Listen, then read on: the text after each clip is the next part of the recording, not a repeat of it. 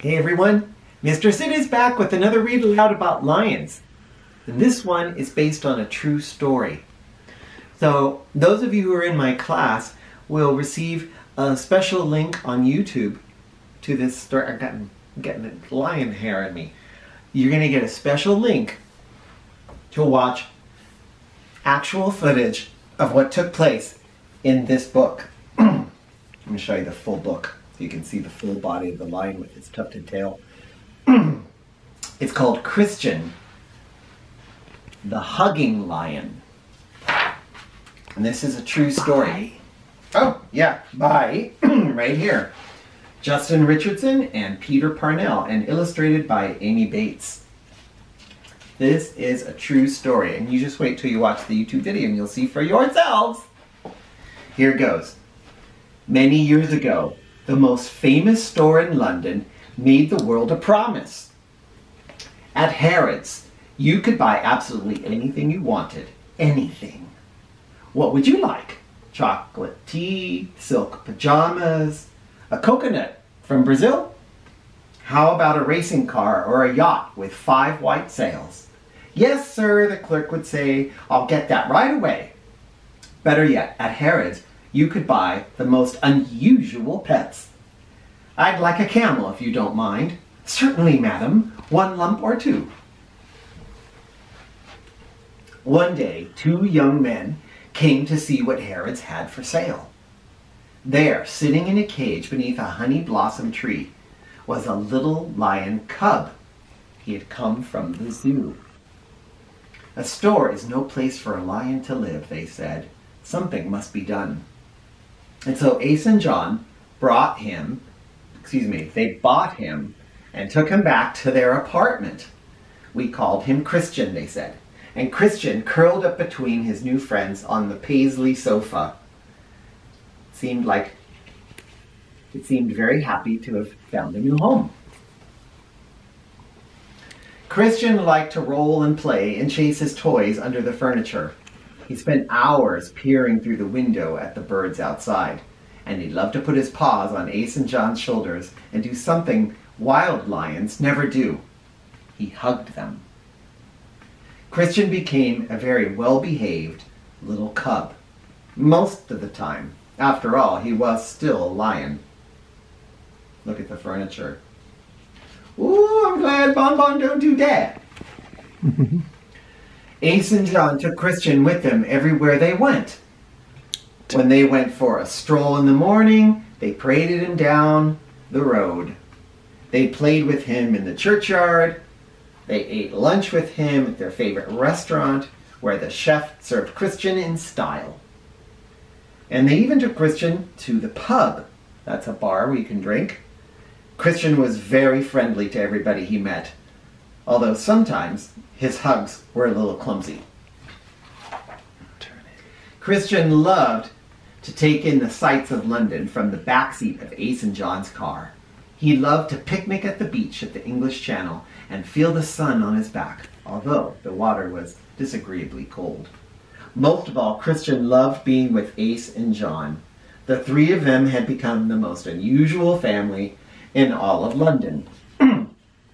May I point out that Ace and John were a gay couple, which back in the 1970s was not as common. After a year of Christian's eating and playing and growing, it wasn't quite as comfortable for Ace and John to snuggle with him on their paisley sofa, what was left of it. Should they get a bigger sofa or move to a bigger apartment? Would they have to bring Christian to the zoo? No. Ace and John had decided lions belong in the wild. Christian was happy in London, but Ace and John knew that he'd be happier in Africa, so they made a plan to fly there. Christian would have to travel inside a wooden crate in the storage area of the plane. He didn't seem to like this idea. Ace and John climbed in to show him how comfortable it could be. It's lovely in here. Reluctantly, Christian agreed, and every day he practiced spending a little more time in the crate. It was going to be a very long trip. Finally, the day had come to fly, and when the three of them arrived in Kenya, a crowd gathered. Everyone was surprised to see a lion could ride in a plane. A lion from London? Ace and John drove Christian to meet Mr. Adamson, who taught lions how to live in the wild. They were worried. How will Christian manage without the churchyard to play or the chef to fix his favorite lunch? Leave him to me, Mr. Adamson said, with a smile. And so they did. Remember, this man teaches animals how to live in the wild, those that perhaps came from a zoo.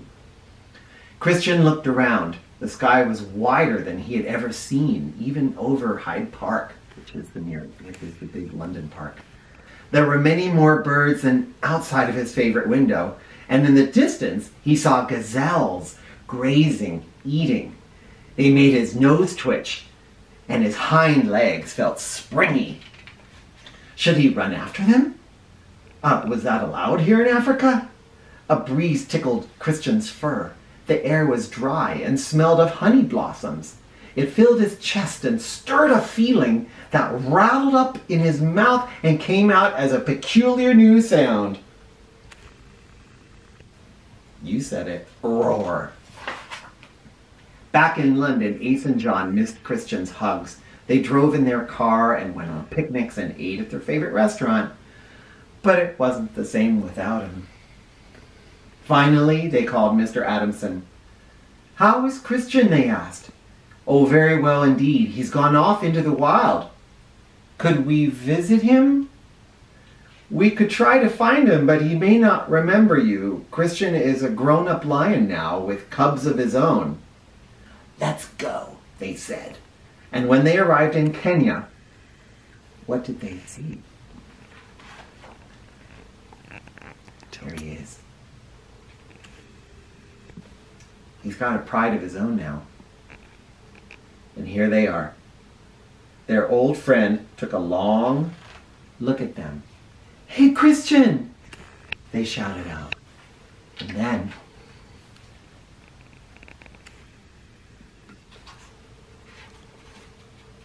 does he look surprised?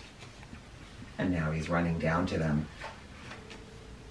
and giving them a hug.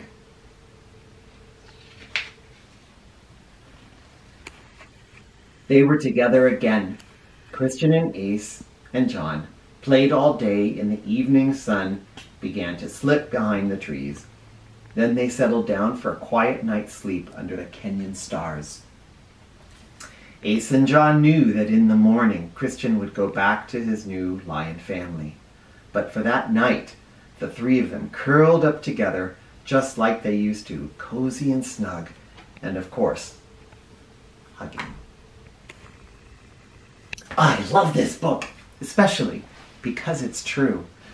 When you watch the YouTube video that I will send in a link to your families, you just wait and see. That little video and this book usually makes me cry, but the video does it every time, because you witness how the lion recognizes them despite how long he's lived in the wild in Africa with a pride. He comes racing down the hill and jumps up and puts his paws up around them, just kind of like this. Anyway, it's just great to see the love of animals and humans. I hope that that helps you to appreciate them more. Come back, learn more. It was fun to have you. Bye, everybody.